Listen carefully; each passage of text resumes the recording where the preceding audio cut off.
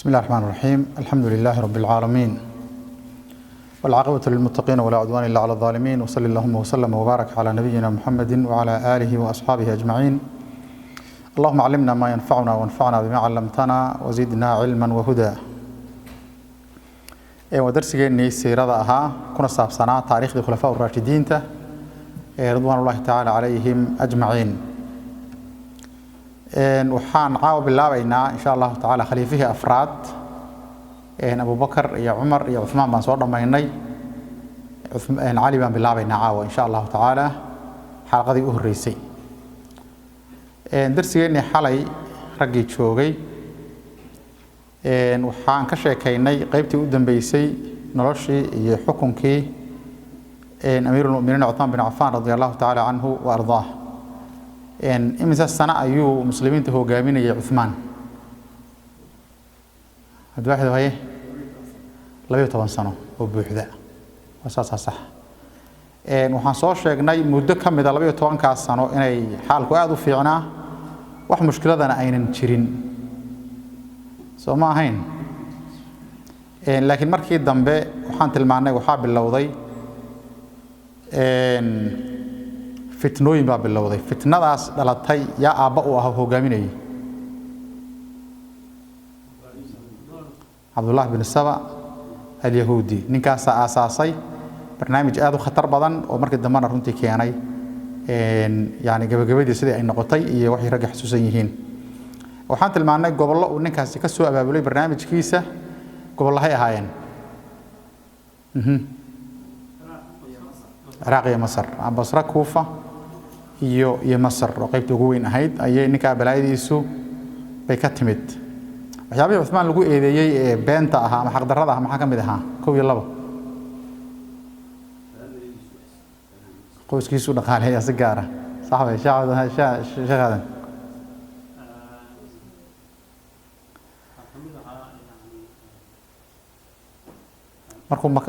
markuu xajka tagaana muxuu sameeyaa salaadu dhamaystiraa qasrigii uu ka baxay oo salaadu dhamaystiraa iyo waxyaabo kale oo la buunbuuniyay sida Badr Muna goob joog ahayn iyo muxuu ahaayay Uhud uu cararay iyo wax la mid ah oo noocaas oo kale oo dadka si xun loogu sheegayay ama loogu fasirayay oo xaqiiqadeeda aan ahayn waxaan soo sheegnay Uthman in la dilay radiyallahu ta'ala anhu ardaa ugu dambeyntii gorma la dilay 35 markay hijradu maraysay bishuna ay ahayd الحجة استيتو بنكيدا مالنتنا waxay ahayd maalin jumca salaad ayaa ku tukaday Zubayr ibn Awwam radiyallahu anhu ardaa sanadkaas xajka iyo xajisiidadka Abdullah ibn Abbas radiyallahu ta'ala anhuma waan ka baxaynaa marka طبعا Uthman waa la dilay radiyallahu ta'ala anhu ardaa dadkii muslimiinta ahaana gaar ahaan yaani muxuu saxaabadii marka magaalada sii joogtay arintu ku dul dhacday iyo dadkii xajka ka soo noqday qaar kamid ah oo soo degdegay oo tajiil soo sameeyay oo hawshu maalinta dhacday iyo maalinta ka dambeysay bay yimid waxay doorteen Ali ibn Abi Talib radiyallahu anhu ardaa ijmaacan yadan cid la tartamaysana ayna jirin cid ka soo horjeedana ayna jirin yaani Ali waxay yiraahdaan wuu tacayana shaygu markuu noqdo shay cayn ah عين يعني وحوي صالحان طبعا قف بان ميل كل نمد طبعا كسجال كم من القرآن كم يقنن منا وحافظ سماها كحافظ واجب كوا ضد المتكيو حيالي عين بكتر مرك علي رضي الله عنه وأرضاه مركي عثمان للدوران يجي وبلا ترتنسي سماهين كده من عثمان بكهر مري ده مرك سو نكستين لاين اللي هو السكرني قابت تشوفي إن وحرنا مرك عاوة إن نسكت ضينا إن شاء الله تعالى لا بس سؤالو جوابته إن وحكب اللونه مرة ما ينكر نعاوة سؤال شكوى ذو حويه يا دورتي علي رضي الله عنه يعني التاريخ ده الصح ده أنا وشيء دونا لكن تاريخ بيننا شرته وعلي رضي الله عنه وأرضاه لما كيف النوضيات شاهي عثمان دريبة بعد دوبي وعلى ما صارتي ومش يقول لي تشكى ولا يزاجرته مركز ده الصح ده يا دورتي علي إن كهذا إن شاء الله تعالى سؤال بين نجوه الرئيس من هو علي علي مركز لا نقدر تقارني لكن تاريخ دي زنورات كذا محل جاي يقانا طبعا ضد المسلمين واحد بدهم يكي يقانن وهذا سيرة النبي يجوا بالغو برتا حرنا عاو إن شاء الله تعالى مركز إن سو خلاص إنه taariikh nololeedkiisii ka horeeyay intaan wali la dooranin دي له يراهدو إن مجلس صدحان تقريبا والله وذي يقانا علي رضي الله عنه وأرضاه وعلي بن أبي طالب بن عبد المطلب بن هاشم بن عبد المناف بن قصي بن كلاب بن مرة بن كعب بن لغي بن غالب بن فهر قريش وهذا فهر اللي هو شيء هي ويعني ومعروف تاسي محيي علي أبتركيس وكل ما يهم كنت عليه هي أبترك النبي صلى الله عليه وآله وسلم يعني الله ولا لا أياك على سجى النبي صلى الله عليه وآله وسلم ولي الله وضم ولا أبو طالب يا عبد الله اسكبه بيهاين يعني الماء عبد المطلب ويبضنا ركب بدنا دوري تونا بيهاين ركب مركب بهايك الدوم بيهاين عبد الله باوينا أبو طالبنا بهدي سوكم بدها استاد رادد فمركي رسولك صلى الله عليه وسلم أو ير أبوي عبد المطلب ولمن يجي بويليان كجت ويل كان رجع كم دحيني أبو طالب أيضا أنا يجوا أكته هذا يقول السفع عم بقول دارمي سا مركن أبو طالب أسو كوريي يعني ويلكو أديرك ويا النبي محمد صلى الله عليه وسلم إن محوها إن يعني يدو يشرتد كل أدير رأينا يو أهاين هذانا إسا درين جارا كوتشري يو أهان كان يعني إسبح في أهاين إن مركا علي وان قرنا إساقا إن أبيه نوان نكاس وحام يعرون تبرار جن مدن لو أرمى الله وضبا مد كوباد وحوي إن علي مركو الشيء مجلسي كوباد وحوها أسد أبيه يوم مكان بود الشيء هو يبي مركا فاطمة على ليه جري وين إسلام الصحابيات بين نقطة رضي الله تعالى عنها وارضاها فاطمة بنت أسد بقى ليه جري مركا أبهت كورد أبهت بعد وخطر سماح والبا بيقوم قعدرتي مركا ما دام أبيه ونشوجن أبو طالب ونشوجن أياه وحيوب بحزول كذا شيء أسد مركو أبو طالب يمد أيو يري يعني يقول كالله على الله شيء أسد بان الأب حيي وحيد مايا مو نش عليه سنة سوا وعنايد با مركز سكب الدليل أو يري علي بان رهينا علي مركو عام بحي لكن أسد إن اللي يده هذا وأرك دورنا إن شاء الله تعالى سجع بقفاني دونا سو معها إن تامرك وملاحظة الله بعد عجيب كواحد أبو طالب يقبض اللي يده هذا محوها فاطمة بنت أسد وحي أهاين لبدي dhalinyaro ee reer banu hashim ee koobaad isguursada aan reer banu hashim saad garanaysaan waa qoys yar Soomaha Abdul Muttalib waa in hashim Soomaha gabadhan aabaheed asadna waxa weey waa in hashim marka banu hashim ku yahay maadaama lafsa u yar yihiin iyagu dhaxdooda inay isguursadaan lama aqoonin laakiin Abu Talib iyo Fatima bilaabay marka waxay dhahaan cunug iska dhal banu hashim oo koow Ali buu ahaa radiyallahu anhu warda Ali marka waa iska dhal يعني قريش هذا بنو هاشم بيسيو ذينا دنا تانا واسداس سوماليدا قويسس يعني waxaa jira in ilaa la kala fogaado oo laantu ay durugto waalidka waayeelku ay ogolaan dhalinyaradu inay isguursadaan iyo qoysas iyagu isku wareegaysta Soomaa walaalku walaalkeed hadaad isdhaahdo kala garo aad ku wareeraysidba say isugu laaban yihiin ma adri waxa sida u kala duwan yani dhaqanka Soomaalida meelaha markii la fiiriyo guurka reebel waxa la dhihi labadii u horeysay ee isguursatay heel bay ahaayeen waa la garanaya la fiir weyn marka fiirisid qaarkoodna waxa weeye walaalku walaashiisa uu guursan yani gabadha walaashii ah iyo yani saasay maxaa ku isugu laabtaan Ali marka radiyallahu ta'ala anhu ardaa abtirkiisu waa abtirka nabiga sallallahu alayhi wa sallam sida aan tilmaanay hooyadiina waa banu hashim yada qudheedu oo waa Fatima binti Asad ibn Hashim ayaa iyadana maxaa ku dhalay waa iska dhal marka ninkaasi kunyadiisa Abul Hasan ayaa la yiraahdaa oo caan ku yahay waxa kale oo la yiraahdaa Abu Turab Hasan de Abul Hasan waxa loo leeyahay uradkiisa ay Fatima u dhali doontaa Hasan la dhihi jiray Abu Turab nabiga ugu yeeray sallallahu alayhi wasallam isagoo jiifa masaajidka meel yani bacaad ah baa nabiga sallallahu alayhi wasallam wuxuu yiri qum ya Abu Turab laqabkiisa يا مناريستيسا أمير المؤمنين طبعا ولا يراه ودي ونقضي أمير المؤمنين رابع الخلفاء الراشدين ولا يراه وإسقى تذكر أهل السنة لباس يقنا يعني ما جيس مرة كتكتو إن يراه أمير المؤمنين عالي أما إن يراه رابع الخلفاء الراشدين شيعة يجوا يحاول يقنان الإمام يا الإمام هذا نهان كوا كل الإمام يعني ويتر لكن إسقى يكون كدجانو سيد إنهم محان كل هذا أساس سيد هذان إن قرمو دشي علي رضي الله عنه وارضاه يعني علي wuxuu dhashay nabiga sallallahu alayhi wasallam markii intaan la soo dirin 10 sano ka hor yani bi'thada nabiga sallallahu alayhi wasallam 10 sano ka hor ayuu dhashay bimaana markii nabiga wax uu ku soo dagayay ee nabiga laga dhigay ali wuxuu ahaa 10 jir buu ahaa wuxuuna ku noolaa guriga nabiga sallallahu alayhi wa alihi wasallam arintaas oo runtii nasiibkiisa ka dhigtay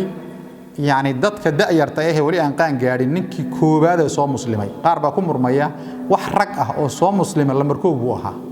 laakiin Abu Bakar baa la markoob sida macruufka ah la yaqaano marka waxa la yiraahdaa ragga waaweyn Abu Bakar waa u horeeyay waa run dhalinyarada macruurtana Ali waa u horeeyay radiyallahu anhu ardaa muran la'aan ya in arinta marka waxa sahlay waxa dhacday abaar ama yani muxuu ahaayay waxoogaa gaaja ka dhacday Makko waqti yani biicada nabiga ka horeeyay sallallahu alayhi wa sallam waqtiga isaga ah Abu Talib nin wuxuu ahaa yani caydu ahaa caruurna leh rasuulku marka sallallahu alayhi wa sallam odayga adeerkii Abu Talib si gaar ah ayuu uga warqabi jiray duruuftiisana ula socday maxaa yeelay gurigiisu ku soo koray adeerayaashiisa faraha badanna waa uga duwanaa waa inuu uga duwanaado nabiguna sallallahu alayhi wa sallam abaalka loo galo ma iloobi jirin ya habeenada xadiidkan marayna sameeyna ku maraynin man yani muxuu ahaayay yani man xadiidkan laftiisu waxa weeye من صنع إليكم معروفا فكافئوه أما من وجد يعني محوها خيرا فليجزي به مركا أنت أودتك فري النبي صلى الله عليه وآله وسلم حتى قبل البعثة مركا وحو مركا النبي صلى الله عليه وسلم مركو يعني وأركا أديرك عروتون إن يكون بدنيهين وحيرانا محان كلها أي هيسته أيا وحو أتجي أديرك سيك لله جري العباس بن عبد المطلب أيو أتجي النبي صلى الله عليه وآله وسلم مركا صاحب كل أدير عباس walaalka Abu Talib aruurtuna waa ku badan tahay gacan marnaana waan ku ognahay wax maanta aan ugu deeqno oo inagu aan siino badan inagu u dheerno ma hayno si aan culays wuxuun uga fududeyno ma kula quman tahay inaan aruurta qaar ka soo qaadno oo la dhaho aruurta qaar aan ku korin ama kula korinne keen aruurtan qaar noo dhiib adigu wuxuu yiri tala aad u fiican way Abbas iyo waxa israacay Nabi Muhammad sallallahu alayhi wa sallam Abu Talib ay u tageen Abbas baa hadlay xululka adeerka u tagay wuxuu soo jeediyay culays waa kugu badan yahay wax badanna kugu ma dhaanee laakiin aruurta yani aan qaar ka qaadno oo yani mid ka yaba hal unugu dhiib xal marka ninka la yiraahdo Abu Talib lix aruur u lahaa lixda aruurta afar waa rag waa Talib ninka la yiraahdo oo Abu Talib uba kunyay oo ku caan baxay Abu Talib magaciisa Abd Manaf baa la dhihi jiray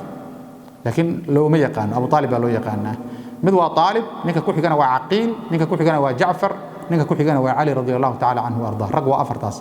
عجيبة لما قبل باكر يجونا جمانة يومهاني مهاني عشان شغلنا عاو كارك الدون يا جمانة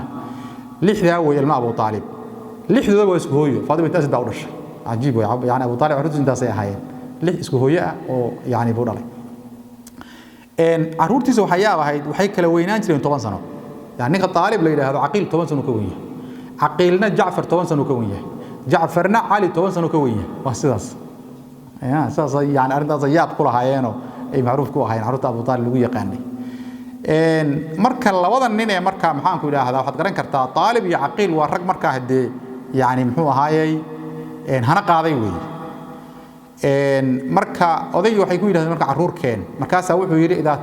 إذا تركتما لي عقيلا فاصنع ما شئتما يعني عقيل هذا إيد إنسان أنت كلا عدار تنقاط يعني عقيل بو آدو شعلان جري أضيء اللي يجاهدو إن أبو طالب يجاهدو markaas rasuulku sallallahu alayhi wasallam Ali oo yar oo dawlasha ugu yaraa buu soo gacanta qabsaday Abbasna wuxuu qabsaday Ja'far ay nasiibkooda labada nin bararka ka dhaqnaan doonta saasa marka Ali radiyallahu anhu arda isagoo yaroo yani aan toban gaarin buu guriga nabiga sallallahu alayhi wasallam ku soo wareegay guriga markuu yimid saddex shay buu helay oo walaalihi kaga nasiib badan yahay nasiibka lagu sheegay waa inta ya canugan Ilaahay abuurtay subhanahu wa ta'ala wuxuu noqon doonaa masiirkiisu adigu ma taqaanid يا بلايدان هذا إمام بيل هم ده كل دعاء أو والله المها سيل ده مهلي دونه دلشة ده بحلا قد على ماذا يعني وحويان وعقيدة حمو أي قالوا بيرتوي يعني عنو جان رأى أبو طالب ودون مقعد حنبارسن أبو طالب هو ضلي مدير نقول تشوي تاريخ ما هي وقت يقول النبي كسر وريجي لكن ويرا أد ويرا نكع مركز صدق في أيوه هلاي أو دق مدك هذا حوي تربية النبي صلى الله عليه وآله وسلم iyo ricaayadiisa iyo yaad dhaqan wanaagiisa inuu ku tarbiyadoobay oo maxaan ku dhahaa markii dambana sida daraadeed islaamnimadii afka ugu dhigtay maxay nin Nabi Maxamed yaqaana fariintu nabiga kama shaqeey jirin sallallahu alayhi wa sallam taamid bay ahayd midda labaad waxay ahayd ummul mu'miniina Khadija radiyallahu ta'ala anha wa ardaaha inay hooyo u noqoto oo yani maxaan ku dhahaa halkaana يعني محوها قويسكي ودح قالوا قبله يرانتا كبرتو يعني محان ku dhahaa Khadija dhaqan wanaageedina uu marka ula mucaamalo mid saddexaad weeye guriga waxa jooga wiil kale oo isaga ka weyn وسوى قدوس محان كنا عجيب ويا أرق أبدا يراده نك أيها يقانا وزيد بن حارثة زيد بن محمد بانك اللي هذا إلى أسماء كل من سود دقيني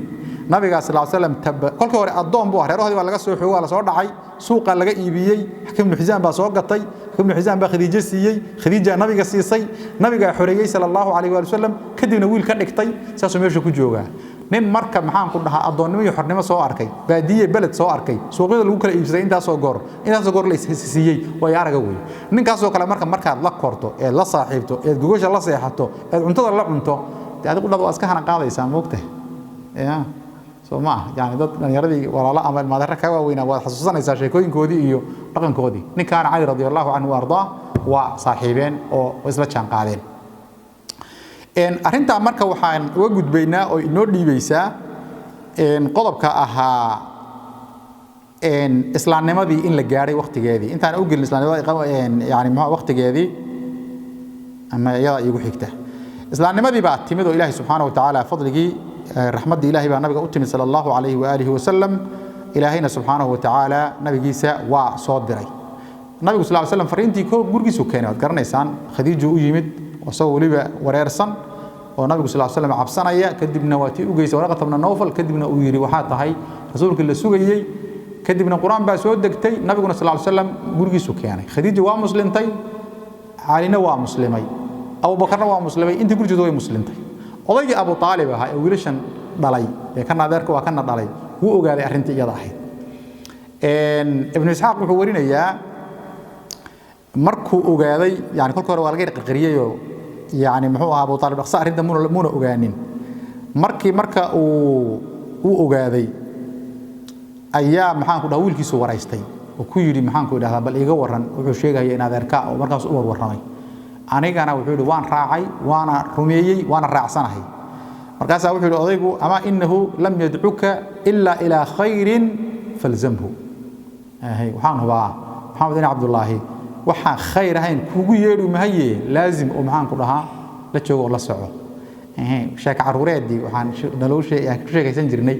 inuu yiri maxamed cadaab baan ka cabsanayaa buu yiri oo saasuu maxaan ku idhaahdaa waxaan u samaynayaa ee tukashadan iyo hawlahaane adigu saqiir baa wata cidna ku cadaabi mayse dadku yeena ku dirilaniyo maxaan ku idhaahdaa ka dabahan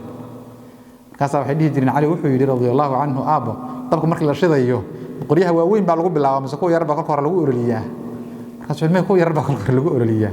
waxaan ka baqayaa ku ay reer dabka kolka lagu ololinayo inaan noqdo marka diinta haysanayaaye ida kutubta kuma aanan arag laakiin sheeka caruureed baa lagu sheekeyn jiray laakiin tara ibn Isxaaq soo arooriyay siiradiisa odaygu yani aqoonta uu u leeyahay nabi Muhammad sallallahu alayhi wasallam inuu aaminsanaa wuxuu keenay waa khayr wax kale ma noqon karo inuu sida aaminsanaa dad garanaysaan waagi la fariis laga bixin la'aa inkastoo diintiisii uunan qaadanin haddana ma dalika uu sheegi jiray ninka diin fiican kuma jiro dhihi jiray gabaydiisana waa la yaqaan Abu Talib sidaas marka Ali radiyallahu ta'ala anhu wardaa meelsan wax uga bilaabay asagoo qaan gaarin baa jeegi xataa u dhaweyn oo 10 jir ah ayay risaalada gaaray wuxuu bilaabay quraanka soo degay inuu xafido nabigana sallallahu alayhi wasallam fartu qaadaba uu ka daba qaado talaawadu qaadaba uu ka daba qaado ilaa gurigiisa ayuu ku nool yahay guriga nabigu ku nool yahay sallallahu alayhi wa alihi wasallam dhacdada weyn ee Ali aad ku arkayso markaad siirada ya nabiga sallallahu alayhi wasallam ama siirisa aad akhrinayso waxa weeye intii ma kala joogay waa hijradii nabiga sallallahu alayhi wasallam nabiga sallallahu alayhi wasallam hijradiisii markuu isu diyaariyay xaq alla looga ogolaaday waa kii diyaar garowgiisii marka nabiga sallallahu alayhi wasallam iyo hawluhu kala qorsheynayay wuxuu ku daray inuu u yeedho Ali oo uu yiri caawa waan baxaya reer Makka amaanaadkoodii iyo muxuu ahaayay tabaal caarooyinkoodiina ana haya ilaa nabiga sallallahu alayhi wasallam yani ninkii wax meel u dhigto u baahan ba isaga u dhiiban jireen al-amin wuxuu loogu yimaado saas oo nabiga sallallahu alayhi wasallam marka amaanaadkan iyo waxaan hayana waa jiraan nimankan inaan caawa u raad gataan rabaa waxaad yeeli marka caawa ii imow qolkayga seexanaysaa gooshada ku seexanaysaa go'aygaadna huwanaysaa Ali marka radiyallahu anhu wardaha nin shaqada lagu aamino waaye garashada geesinimada yani fi ila akhiri Ali marka radiyallahu anhu wardaha meesha halista badan nin la dilayo gooshada ku seexado ku dhawa ka waran يعني هذا الكم سوى علينين قوش النبي أيوب صلى الله عليه وآله وسلم مرة مال بقرآن سلام ويله هذا ودودوبين هوات شفا سوى النبي صلى الله عليه وسلم يوم وظفه بينكي يعني ولا هرديسن واكي انتو كرمري عرض ما حق قشوا اسك دافay صلى الله عليه وسلم aroortii war maxamed inta meesha kuma jirinay qolo soo bixi lahaay maxaa si ah laabki soo jabiyo soo gala ali baa ka soo toosay meeshii radiyallahu anhu warda ninka la yiraahdo Abdullah ibn Abbas wuxuu dhihi jiray aayada quraanka ah markuu fasirayo Ilaahay subhanahu wa ta'ala wa min an-nas man yashri nafsahu ibtigha'a mardati Allah Ilaahay wuxuu dadka waxa kamid ah qaar naftooda iibinaya si raali insha Allah ay u gaaraan wuxuu dhihi jiray Ali ibn Abi Talib radiyallahu anhu warda kana qad shara nafsahu tilka al-layla حين لبس ثوب النبي صلى الله عليه وسلم ونام مكانه dadka naftoodii iibiyay raali aan Allah ku gatay wuxuu dhigi jiray Ali baa kamid aha habeenkii uu ku seexday gowshii nabiga sallallahu alayhi wa sallam si nabigu meesha uga baxo alayhi salatu wasalaam sidii baa nabigu sallallahu alayhi wa sallam amaanaadkiina ka seexday oo yiri Ali oo hawsha kala dabar isaguna sidaas ku baxay markuu soo toosay Ali radiyallahu anhu arda aroortii nimanka weerar bay ku soo qaadeen kadibna waa garaaceen وانا uhanjabeen iyagoo dhahaaya sheeg meeshu aaday maxamed away markaas isaguna wuxuu dhahayay aw raqiban kuntu alayhi ma raqib yani malagi raqabada ka hayay ilaalinaya miyaan ahaa anigu ninkan yani ma gurigiisa saxtay baan aanu dambi aan ku galay war iga tag edeb ma qabtaan waa la dagaalamay waa garaacay waa xidheen kolkii dambana waa iska soo daayeen maxay yeelay ninkii loo soo isaga muunan ahayn marka la soo daayayna wuxuu bilaabay dadkii inuu nin walba hoosta ka qandhuufto oo dhaho nabi maxamed alaab ma ka hayay ha waa iga hayay wuu dhuntay waa la yiri waqti hebel iyo meelbaan soo nimaadno wixii soo farta ka saaraa soo u kala gudbinayay u kala geynayay markuu wuxoodii u wada kala geeyay isaguna soo dhaqaajiyay lug maka iyo Madiina hatta riti uu fuulo ama dameer uu fuulo Ali ma haysan radiyallahu anhu warda lug buu ku soo gooyay maxaan ku dhahaa dhulka aragteen qarfaha ah sidii Madiina ku yimid isagoo balanbalaya ama basaya waqti maxaan ku yiraahdaa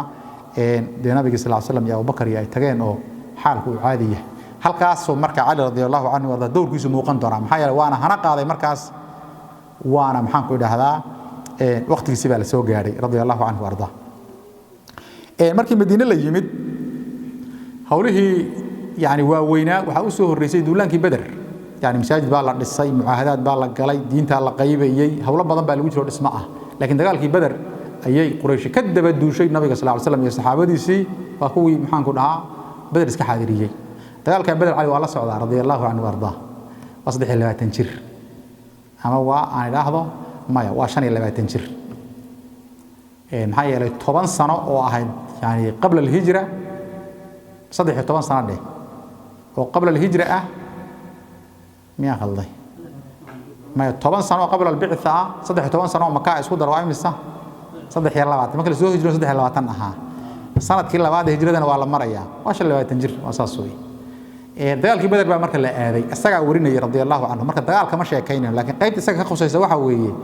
markii la soo hor fadhiistay subaxii dagaalkuna inuu bilowdo la sugahayo ayaa waxa banaanka soo istaagay saddex nin oo is dhashay waa Utba iyo Shayba oo ilma Rabiica ah iyo Walid ibn Utba wuxuu yiri Ali markuu ka sheekaynayay Walid ibn Utba waxa soo raaciyay Hamiya ya ficilo abihi iyo adeerkii maadaama ay soo baxeen isaguna iska soo garab raacay markaas waxay yiraahdeen yaa noo soo baxaya saasay dhaqayn jireen carabtu seefa la wataa nin igu dhaco ii soo baxa ragga ka soo dhax baxa baan u baahanahay yiri saddexaan inay yani muxuu ahaa kibir iyo isqaad iyo isla weyni daraadeed man yubariz marka saddex nin oo reer ansaareed ah waa iska daba booday wadana anaga idin baxayna saasay u fiiriyeen markaas waxay dhaheen man antum yaatiin idinka horta ansaaru rasuulillahi sallallahu alayhi wa sallam ayaanu nahay warnaga noqday nin waalan baatiin nimayo warrag noo dhigmaan doonina anaku ya nuriidu bani ammina saasayleeyin maxay u diladay ilmaadeerkood yihiin yani raggiina ilmaadeerada noo dhigmayay ee maka ka yimid baanu doonaynaa ama idinka beeroqotada boqotada ah warnaga taydinayo idin soo bixi maynaa naga reer ansaareed iyagoo aad u caraysan ayay maxaan ku soo fariisteen rasuulku sallallahu alayhi wa alihi wa sallam isaga marka kacay markaas anagu wuxuu yiri sallallahu alayhi wa sallam qum ya Ali wa qum ya Hamza wa qum ya Ubaydah ibn al-Harith ibn Abd al-Muttalib صدح أهل بيت كيسة فالنبي صلى الله عليه وسلم فريق كعيي علي بن أبي طالب علي وكعب عليه مرك يعني شقاء رسول الله در النكاس سما علي يا حمزة ونبي قادر كيا ينيل إلى هذا عبيدة بن الحارث ابن عبد المطلب أيام محن كل هذا سجرب كعي صدح ذي مركا كو هذه نمك إجاء أها شان فاروق الله الرحمة مركو قصة كشيء كاين يسوع شيء كان شعله هاي وحيدي حمزة يا علي لوضع يكون آذين وحول صلى الله عليه وسلم فيدي حمزة يا علي لوضعي صلى الله عليه وسلم بيقولي عبيدة بن الحارث محوها way laba seefood baa isdhaafsadeen asaga ninkii ku aaday oo midba midka kale dhaawac xun buu gaarsiiyay isu garab dhaceen marka Hamza iyo Ali oo marka caafimaad qaba baa u yimid kii bay dhaawac tireen adeerkoodna waa soo qaateen waa soo xambaarteen Abu Ubayd uu dhintay dhaawacii muusan ka kicin radiyallahu anhu warda dagaalka marka bilowgii horeba nimanka waxa weeyaan shibirta ka duushay reer Quraysh saddexda nin ee halgamayaashooda ahaa u soo baxay waa la khaarijiyay Soomaa Ali marka radiyallahu anhu warda wuxuu gashaday maalinkaas baalgorhiyo حيالي مال رجع سكوف فرسار ماشي كواد وياه مركن نج أن نحينين عندي زنا واحد جويسو إنه يهي أيام محن قرا دربو ماشي أصياد كسر بحري وحيوريان علماء التفسير كسبوا نزول كهذا شقار كمث آيات القرآن كإلهي سبحانه وتعالى هذان خصمان اختصموا في ربهم إني كشيء كينيس جروبا هذان لو هذا عن جروب لو شخص معها كون قال هذا يصدق هذا يكون مسلم كي يصدق هذا إلى وحوله خصماني وقوة دود يمر ما يزدل إياه محل اسكو هيستا اختصموا في ربه هيستا وكرجي وحق هي ما لا عزة حق لوغتي فالذين كفروا قطعت لهم ثياب من نار وصب من فوق رؤوسهم الحميم يعني ادم لغا شيكيي كوي كلنا maxaan ku dhaama taqaanay waa laga soo akhrin ladina amar wa amiru salihati saasa ilaahay ku kala saaray ali marka groupkaas uu ka qayb galay quraan ku soo dagay radiyallahu ta'ala anhu wa arda dagaalkii baa laga soo noqday qaniime aad u fiicanna waa la helay markii laga soo dhamaaday dagaalkii lagu soo noqday magaalada Madiina علي رضي الله عنه وارضاه يعني بال قريو لباد ايو كشان دونا بالكاس waxa weeye nabiga sallallahu alayhi wa alihi wasallam waxa u joogta Fatima radiyallahu ta'ala anha wardaha shan sano ka yartay Ali ya isku guri bay ku koreen Khadija maxaan ku wada korisay yaani muxuu ahaayay waa dad si walba isu yaqaano way markay Ali shan sano ka yartay iyadu marka waa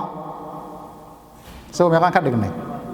عشان لا تنبو يسوي والله وطن مركا يدو حيدا رتي قبل البعثة ب5 سنوات النبي قال له وحيونه يشنجر به سو ما مركا ولا يتنجر ويه علي مركا رضي الله عنه وارضاه فاطمه ايو غورسداي قيسوين بدن با جira soo ku guursaday laga wariyo laakiin marka la soo khulaasay waxa weeye gabadh kale oo dadka qaraabada ka mid ahayd ba Ali ku tirnaa ma guursatid Ali marka adigu waa iska wax badan ma haysto iyo waxbuu yiri markaas waxay tirideena Fatima oo nabiga gabadhiisa cid ka fiican ma jirtay maadniyo maxaan ku dhaanay ka doontid gabadhi marka wuxuu yiri aad ba ii qalqaalisay ila qumanaatay fikradii ya kadibna wuxuu yiri nabiga sallallahu alayhi wasallam ayaan u tagay waqti intaan meel jaanisa ku gaaday marka nabiga u tagay hadalkii bilow is iri wuxuu yiri halka ay u dhagay sababaan jareeyay haybada nabiga sallallahu alayhi darteed kelmadu soo rogan waay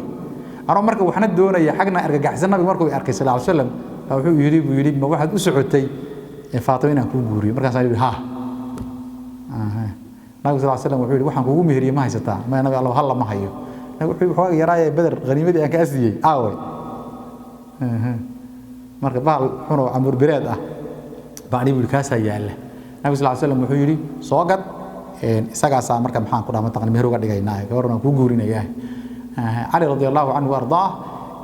wasiiqada suuq geeyay Uthman ibn Affan oo ganacsada fiican aha buu u tagay inuu balkan iga iibi hawl baan u socdaay مسافة مقاد سيني أدوالك القرطان ويكون شيئين لعقيا رمضانين كدبنا أثناء مركو بحال كي قاطي والعقتين السيئي فوحو يجري العقتان قاضو ونقالين عمدوك كان هايسا كمان مارنتيدي أثناء رضي الله عنه نقول كل ما طيبوها سيدي بقى علي مركو رضي الله عنه وارضاه قبل يكون قرسدي لو قضوا بان رواينا شيئا وكسابسا يعني ninka waxaad garan kartaa marka muslimka yani bulshadii muslimka dhaxdeeda wuxuu ka noqday maxaa yeelay gabadhii nabiga sallallahu alayhi wasallam yani yaraantiisa ahayd uguna jeclaa nabiga sallallahu alayhi wasallam yani ninka lagu aaminay loo guuriyay yani Ali radiyallahu anhu warda yani ulbaytu marka si fiican u sii dhaxgalay gabadha waa Fatima hooyadeedna waa Khadija ya soo garan weys abahan waa nabi Muhammad sallallahu alayhi wa alihi wasallam laba qodob baan rabaa marka inaan runtii aan ku daro qodobka koowaad waxa weeye علي wax gabadha yani guriga gabadha uu geysanayo wax uu ku hagaajisto muuna haysanin nabiga sallallahu alayhi wasallam ba ka kaalmeeyay waxyaabihii maxaan ku dhaama taqaanaay alaabta ah guriga lagu aadin lahaa nabiga sallallahu alayhi wasallam ba ku dhaqaalayo ka kaalmeeyay qolyahan hindida ah ba intay qaybta juziyada ku dhageen ba waxay dhahdeen ninka gabadh dhala waa inuu dhaqaal waxa lagu guursanayso waa inuu bixiyo sameeyaan arag ya gaaladooda iyagu way ku kala tagayeenba laakiin hatta muslimiintooda xagga ka timid bar fikrada way qabaan oo ah nabiga sallallahu alayhi wasallam gabadhiisii waa xoolo ku bixiyay ninka gabadha ka guursaday waa inaad yarad ka bixiso oo aad wax isugu ahadiso taas mid bay ahayd yani gabadha saa u qaalisan haddana aabaheed baa qayb ka bixinayay yani muxuu kharashkii arooskeeda iyo alaabtii meeshaas iyada ah lagu bixinayay midda labaad waxa weeye cali radiyallahu ta'ala anhu ardaa ayaa sheekaynaya wuxuu leeyahay tazawwajtu Fatima binta Muhammadin sallallahu alayhi wa binta Muhammadin rasuulillahi sallallahu alayhi wasallam wuxuu yiri wama li walaha firashun ghayra jildi kabshin nanamu alayhi bil-layli wa na'lifu alayhi nadihana bin-nahar wama li khadimun ghayraha wuxuu yiri Fatima ina rasuul sallallahu alayhi wasallam baan guursaday aniga iyo ayadana wuxuu yiri ma aanan haysanin gogol marka laga reebo harag yar ayaana wuxuu yiri maqaar Soomaalidu waa maqaar ku lan jirtay bal way jirtay baadiyaha Soomaalida qaybo kamid ah gaar gobolada koonfureed iyo qaybahan Kenya ka degnay iyo dadka reer baadiyaha hada u tagto qor maqaarka u soo dhiga waa lagu soo dhigaya Soomaa marka wuxuu yiri harag baanu haysanay wax gogol ah aanu ku wada seexano habeenkii baanu ku seexanaa haragaas riti wuxuu yiri aan biyaha ku dhaansano ayaan ugu dhiganaa calafka maalintiina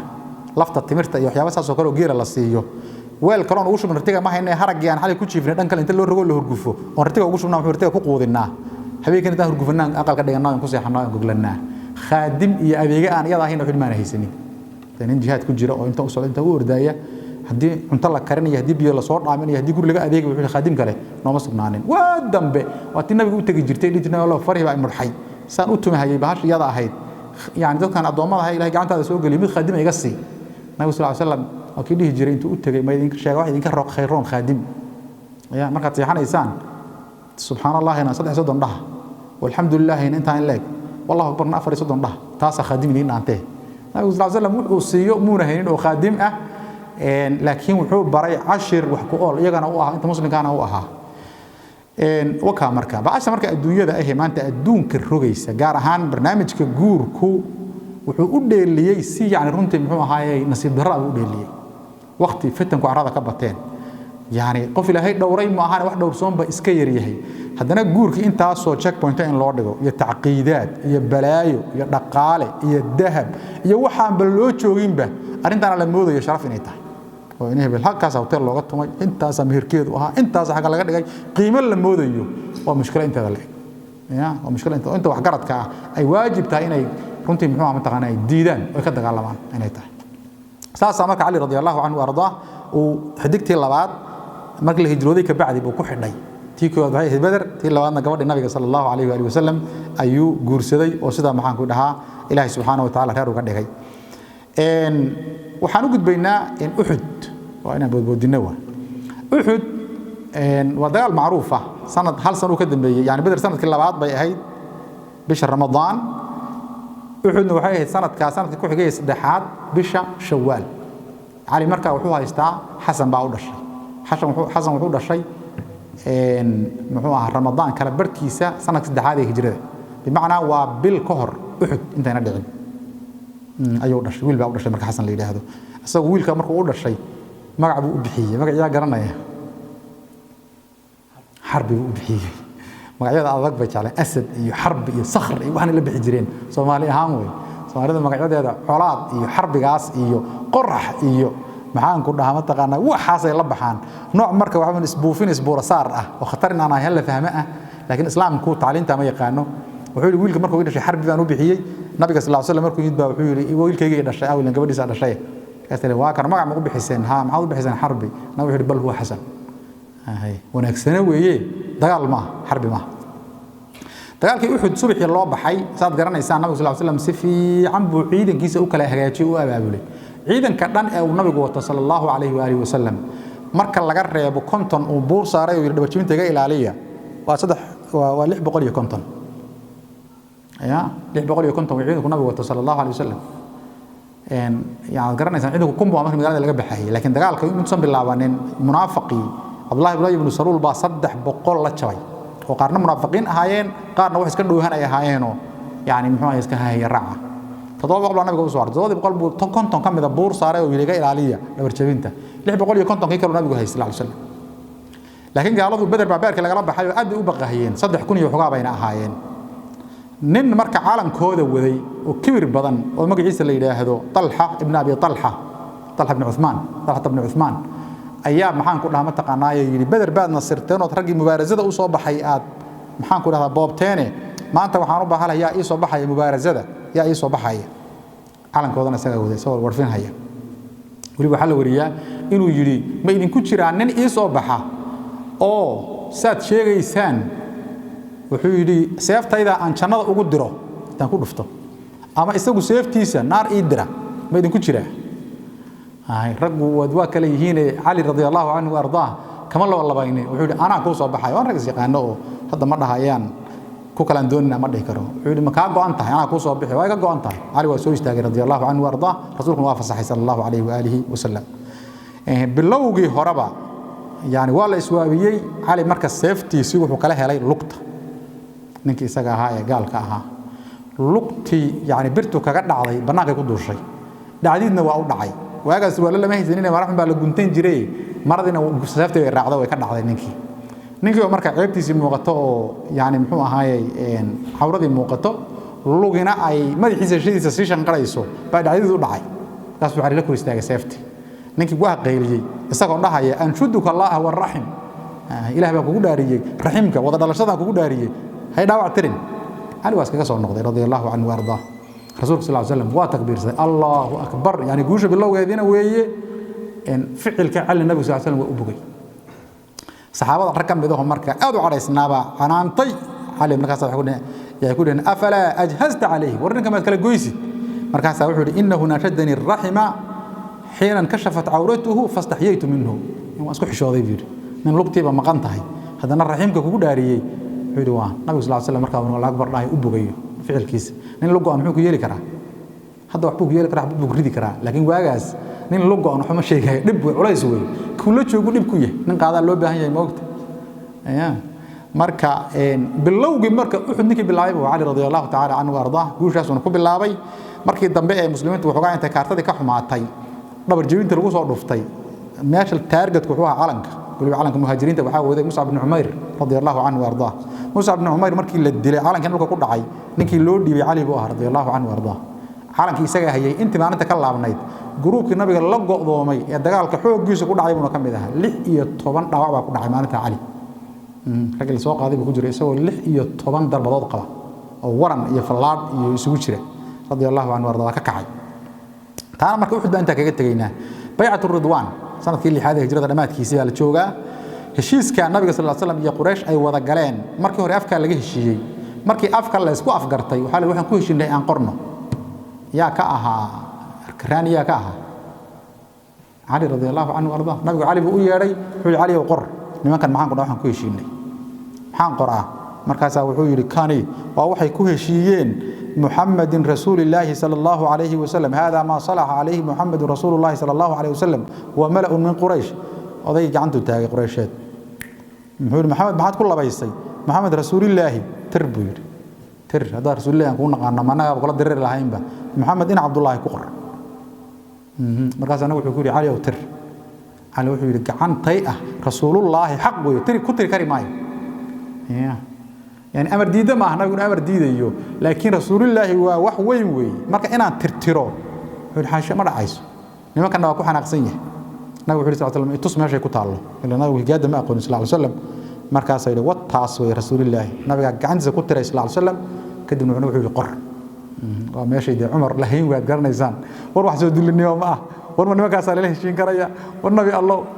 يا ولا وضع علينا علي بو كان يدينه ترى مركز لكن النبي كسحسنا صلى الله عليه وآله وسلم بعدين أنا مركب موقف كاس أيورها علي رضي الله تعالى عنه وأرضاه وقدس قريجي سنة كسنة كي كحيجي وكنا بيقول الله بالله قاعد هيش بحكي جري سنة كان هل كان نقضة سنة كذا بسود دون عمره صدق بريبة هذا هيستان وكح عمره زيتاني علي رضي الله عنه وأرضاه دي النبي ما كهر جريني ولا السعودي مركب عمره اللي لما يستي والله صوب بحي مركب مكان لقاه ليه مركب مدينة لقبانية ayaa nabigu sallallahu alayhi wa alihi wasallam ciidankiisii oo socda baa waxa ka soo daba qaylado soo daba orday gabar yar gabadha waxa dhalay Hamza radiyallahu anhu arda makay joogtay ayadoo waliba dhahaysa maxaan ku dhaman taqana ya am adeero iyadoo dhahaysa nabiga ku jeeday sallallahu alayhi wa sallam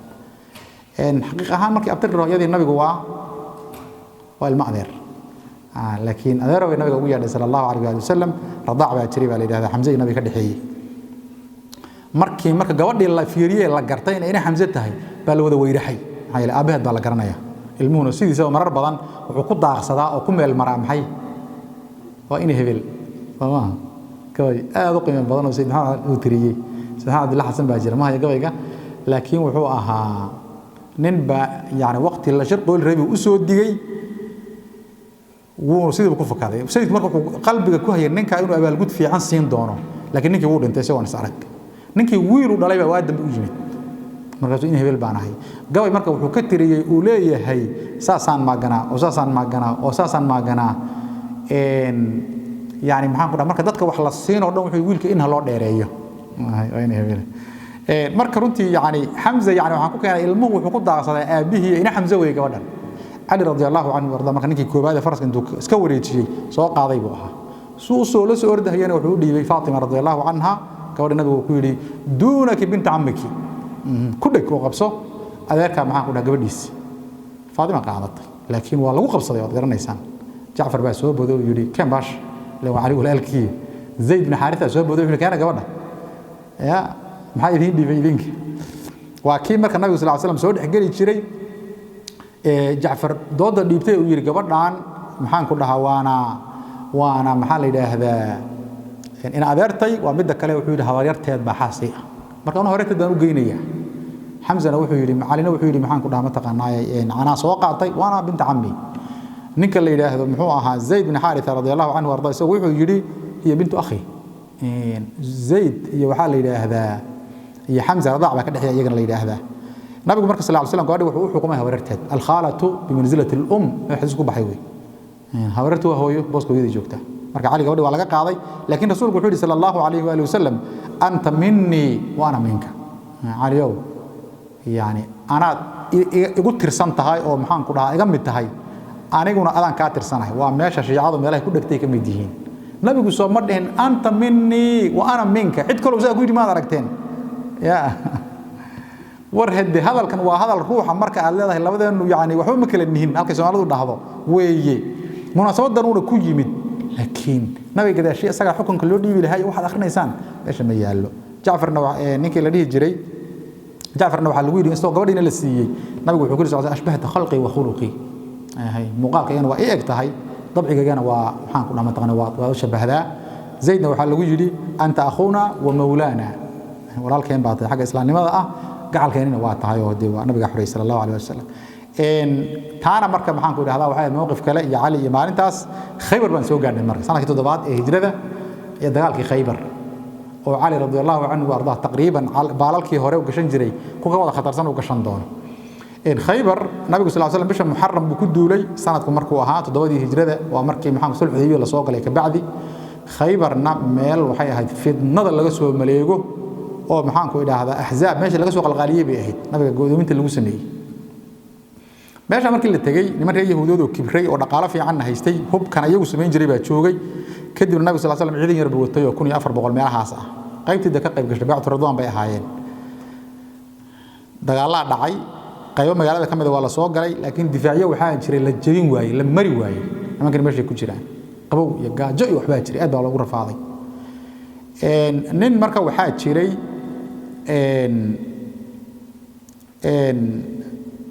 nin waxa jiray la dhihi jiray muxuu ahaa marxab oo boqorkooda ahaa gabayna wax ka tirin jiray isla markaana maxaan ku dhahdaa soo bixi jiray oo muxuu ahaa dagaalami jiray nin marka maalintaas marka intuu soo baxay ayuu maxaan ku dhahaa wuxuu ku halqabsaday gaalkaasi qad calimat khaybar anni marhabu shaki salaahi batal mujarrab idha al-hurub aqbalat talahabu ya wuxuu leeyahay Khaybar waxay ogtahay inaan ahay marxab ninka la yiraahdo yaani muxuu ahaa hubkiisu u dhameystiran yahay geesi ah mujarrab oo hadda ka hor soo dagaalamay dagaalku markuu soo qaabilo waliba markaas aan geesi ahay nin markii la dhigi jiray Aamir oo sanad ku adeerkii ahaa baa intuu afariir yar tuuray iyo maxaan ku idhaahdaa u soo baxay maalintii hore difaacoodii baa u xiran taas mar u soo baxay mubaarisa u soo baxayaan ninkii marka laba sifaad baa la isweydaarsaday Aamir seeftiisi waxay ku dhacday gaashaankii ninkan kadibna way ku soo noqotay lugtay kaga dhacday marka seeftiisi nabar xun baa kaga dhacay wuuna u dhintay ma basiidaahinba marka seeftiisi oo ku soo yaani dalfatay baa yaa ku dhacday oo meeshii maxaan ku dhacday meesha laga soo qaaday muslimiintu marka niyad jab weyn baa ku dhacay maalintaas dagaalkuna waa ku dheeraaday ninkii odaygooda ahaana meeshii baa maxaan ku dhahay la dhigay maalintii nabigu marka sallallahu alayhi wasallam maanta khudbad jeediyay wuxuu ku nabi sallallahu alayhi wasallam la u'tiyanna ar-raayata gadan ya birri Allah ina gaarsiiyo caalamka muslimiinta iyo dagaalgelinta waxaan u dhiibi doonaa rajulan yaftahu Allahu ala yadayhi yuhibbu Allah wa rasuuluhu wa yuhibbuhu Allah wa rasuluhu birri baan caalamka inuu dhiibi doonaa ilaahay subhanahu wa ta'ala uu gacmihiisa magaalada ku furi doono oo dhufayska lagu jabsan doono yuhibbu Allah wa rasuluhu ninka Ali rasuul buu jecel yahay ويحبه الله ورسوله الله رسوله وجعله عمر ومالمه ويراهدو horta waa la saddex yaacay ninka waa kuma malaynaysan warbu ninkaas muxuu sameeyay wariyuu noqon doona habeenkii oo dhan Umar wuxuu radiyallahu anhu warda wariga in meel la ii dhiibo ma jeclaysanin laakiin wuxuu yiri habeenkaas aad baan yaani isu iri ma laga yaabaa ninka bari aan noqoto sifada la sayaga darteed oo ah ahad Allah rasuul makhraati uga yihiin Allah rasuul jecel yahay Allah rasuulna jecel yihiin markaas aroortii rag inta la soo wada xidhiidhay la soo hubeeyay baa nabi agtiisa la soo saftay sallallahu alayhi wasallam markaas nin waliba qorta kor u taaga nabiga ha ku arko inaad goobta joogto laakiin nabiga sallallahu alayhi wasallam looga dhowrahayay baa wuxuu yiri Ali aaw ciidanka uga dhex joogay nabi Allah waxa la indhaha laga hayaayo waxa haysa bakooro cudurka indhaha dadka ka dhacay ee maxaa la yiraahdaa barooro ma la bakooro la yiraahdaa daafna dad baa yiraahdaa daafna waa la yiraahdaa daaf baa ku dhacayo xeerada ciidanku ba yeelaayo indhaha u duuban nabi wuxuu sallallahu alayhi wasallam u yeedha Ali oo la hogaaminaya la keenay nabiga sallallahu alayhi wasallam indhuhu kaga tufay alayhi salaatu wasalaam markuu nabigu ku tufay indhihiisina walala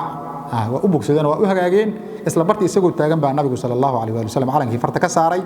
wuxuuna nabigu ku yiri sallallahu alayhi wasallam unfud ala rislika hatta tanzila bi saahatihim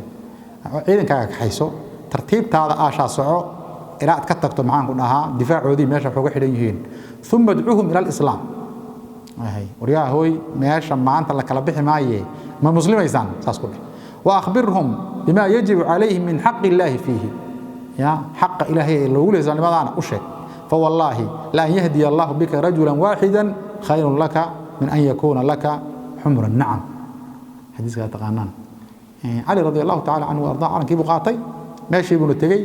نمكن إسلام لماذا يقول يا ري مركو إسلام لماذا يقول يا ري نمكن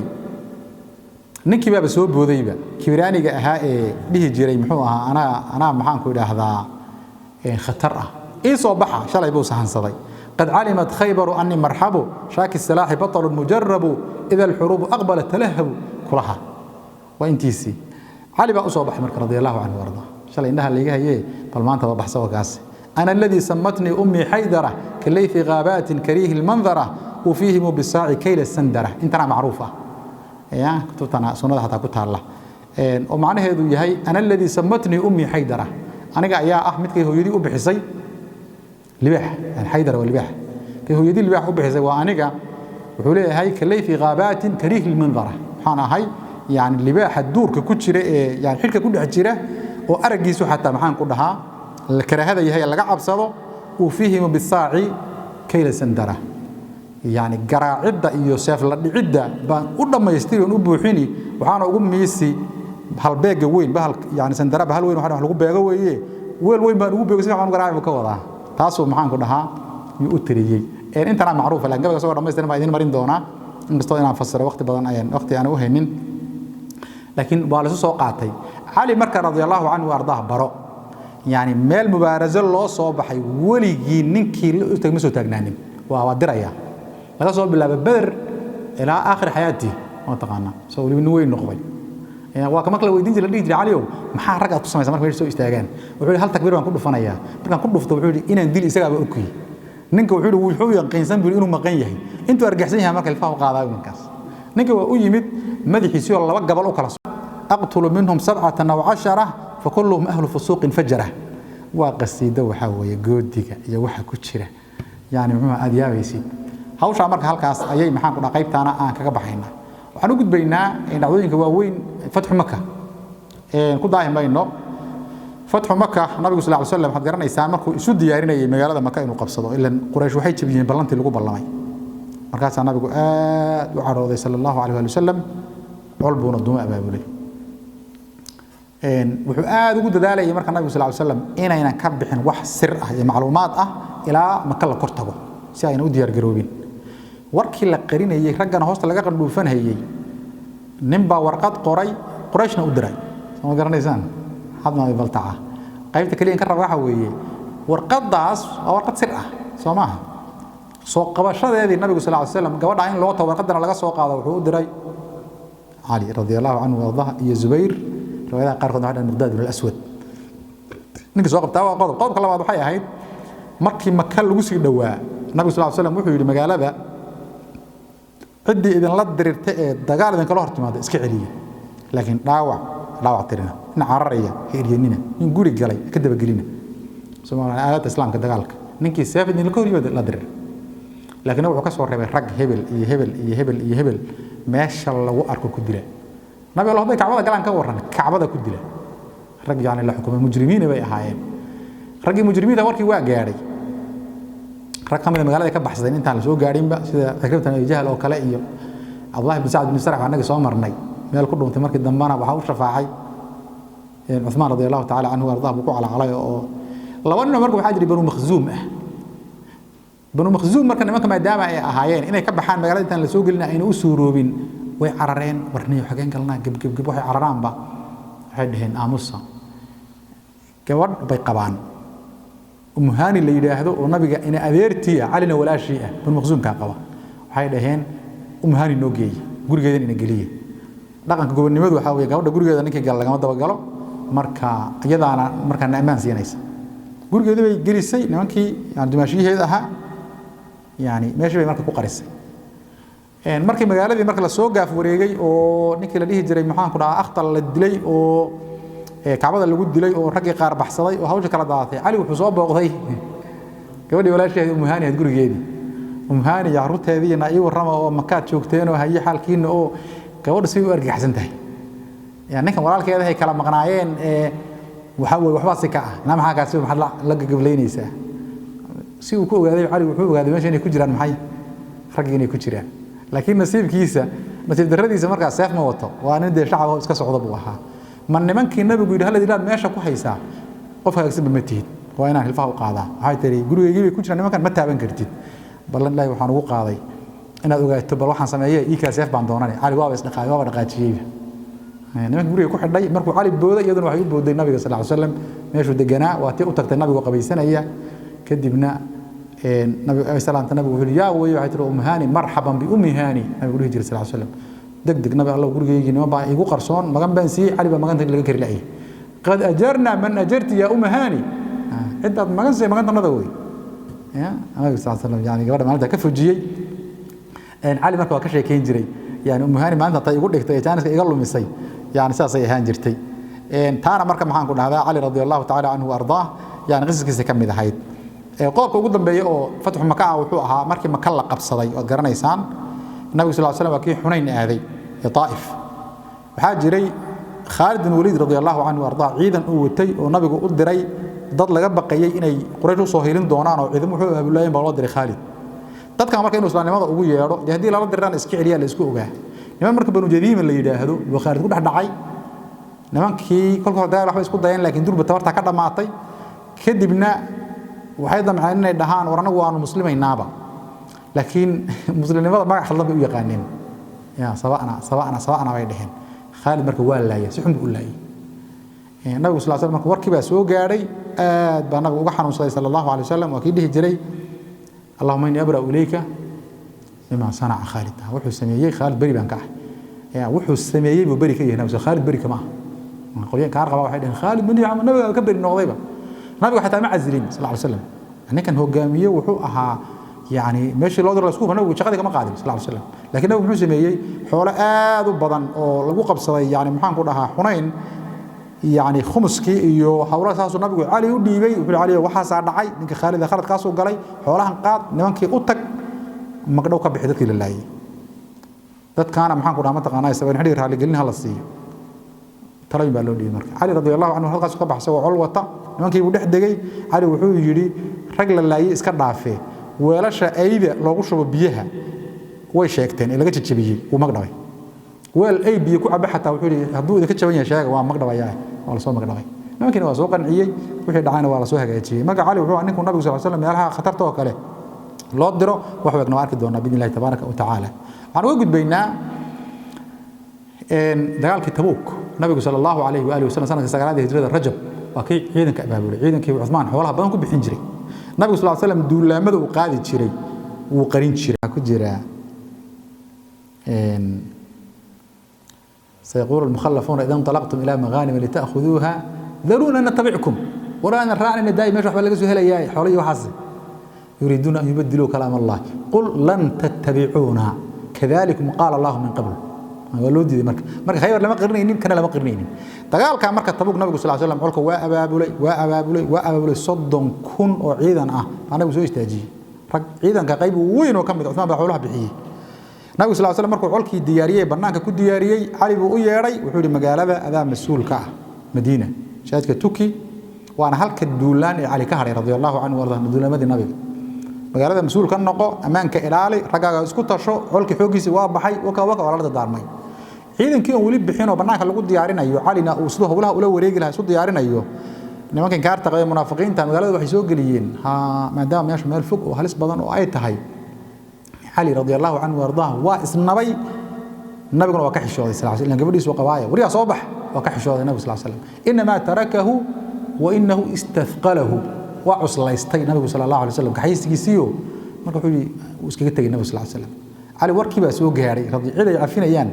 lama arko علي marka waa soo qalab qaatay waa kan ciidanka dhex taagan subax dhaqaaqay النبي صلى الله عليه وسلم waa u yeeray wuxuu ku yiri war علي maxaa kugu dhacay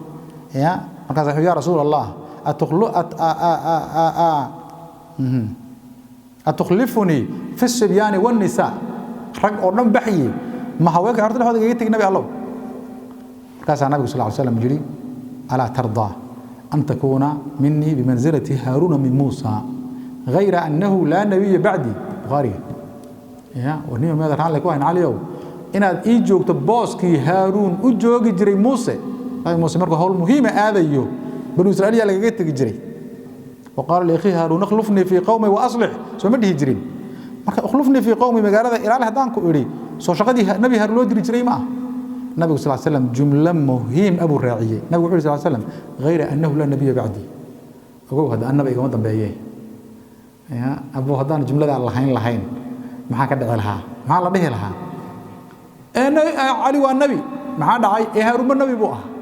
taasoo la dhihi lahaa laakiin nabi markuu yiri meeshii haarun u joogay muuse soo ima joogtid laakiin nabi igama dambeeyo nabi sallallahu alayhi wasallam hadii saxiixa sidii waa ali ku haray magaalada mas'uul ka sii ahaa ila laga soo noqonay konton bari baa lagu maqnaasad garanaysaan bay 20 bari sidii baa nabi ku soo noqday sallallahu alayhi wa alihi wasallam gabagabada darsiga caawa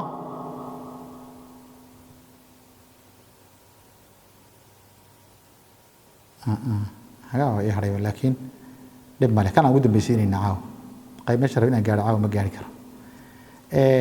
waxay ahayd Abu Bakr Siddiq radiyallahu anhu wardaa ayaa nabiga sallallahu alayhi wa sallam xajka u diray dadka inuu xajisiyo sanadkii 9aad ee hijrada xajkii koobaad ee waajibay buu ahaa nabiga Abu Bakr buu dadkii u dhiibay waa la dardaarmay qaabka loo xajinayo u sheegay dadkii Abu Bakr baa ka xiyay radiyallahu anhu wardaa laakiin Abu Bakr markuu muddo yar uu sii maqan yahay ayaa waxa soo degatay suuratu tawba ayaa wali qaybteeda hore soo degtay وانا معلومات مهمه ذلك ان الجارسيه لو باهيه براءه من الله ورسوله الى الذين عاهدتم من المشركين فصيحوا في الارض 4 اشهر واعلموا انكم غير معجز الله وان الله مخزي الكافرين واذان من الله ورسوله الى الناس يوم الحج الاكبر ان الله بريء من المشركين ورسوله نبي علي بن ابي رضي الله عنه وارضاه هشيسي عانك اهيد لديه جري محو العضباء baa nabiga u soo dabray sallallahu alayhi wa sallam wuxuu hashan fuul suuradan qayb awalkeeda ka daba tagay Abu Bakr Siddiq meelaha dadku isugu yimaadaanna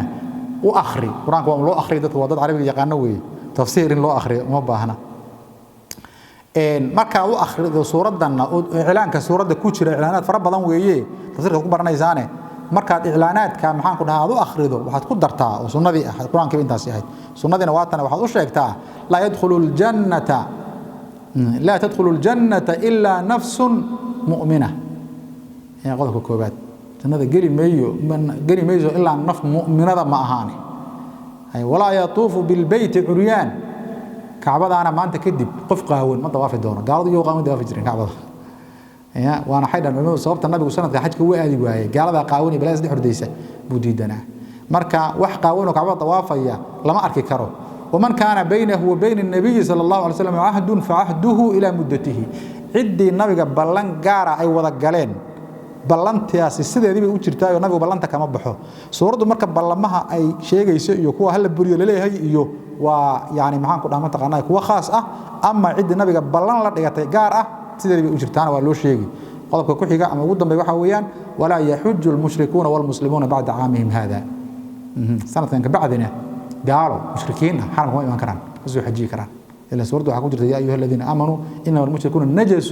فلا يقربوا المسجد الحرام بعد عامهم هذا سوما مركز سورة آية الله فسرها أبو بكر بقول حدا كو جاري أبو بكر رضي الله عنه وارضاه واركي علي وحش النبي وتقول علي بالورم والله يسود رأي والله يسوق تودري وحكوا أمير أم مأمور ماذا أمير كان نقول يا غلبت حجك ضدك مثل مأمور باطايو أرضيات كم انتهى بل مأمور بيقول الأمر يعني كم هاي لكن